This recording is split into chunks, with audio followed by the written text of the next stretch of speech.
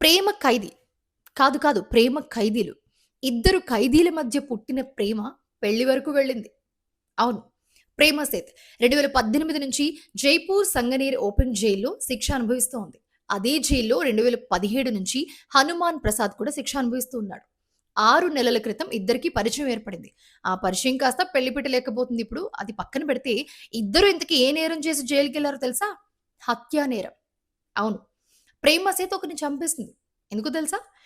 'ప్రేమ Seth' ప్రేమించిన అబ్బాయికి అప్పులున్నాయని, ఆ అప్పులు తీర్చడానికి డేటింగ్ యాప్‌లో ఒక అబ్బాయిని పరిచయం చేసుకొని, ఆ అబ్బాయిని ఇంటికి పిలిచి కిడ్నాప్ చేసి 10,00,000 ఇవ్వమని డిమాండ్ చేసింది.